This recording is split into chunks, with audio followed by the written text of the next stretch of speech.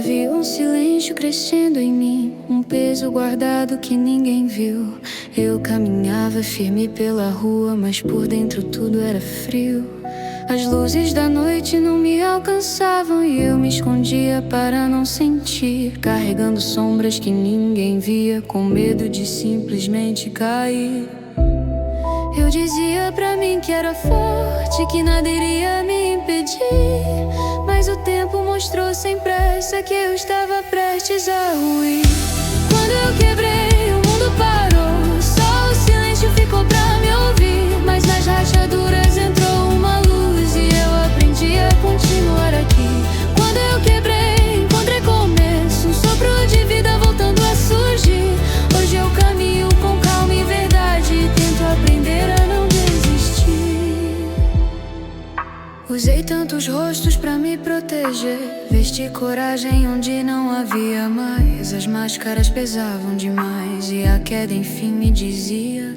Procurei consolo em palavras vagas, em promessas que não resistiam, até que o chão me chamou ao centro e minhas forças não respondiam. Foi quando o medo se desfez no ar e a dor virou minha direção. Entendi que marcas fazem parte, me conduzem à transformação. Quando eu quebrei, o mundo parou, só o silêncio ficou pra me ouvir. Mas nas rachaduras entrou uma luz e eu aprendi a continuar aqui. Quando eu quebrei, encontrei começo, um sopro de vida voltando a surgir. Hoje eu caminho com calma e verdade e tento aprender a não desistir. Se a noite chamar meu nome, eu deixo o passado dançar.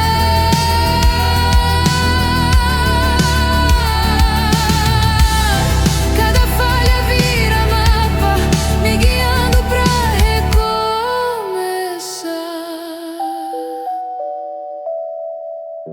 Quando eu quebrei, não foi o fim, foi o início que eu não soube ver. Entre restos surgiu um brilho manso e algo em mim começou a renascer. Hoje eu sigo juntando pedaços, transformando o que me fez doer. Carrego a coragem no passo lento e sigo vivendo mesmo sem entender.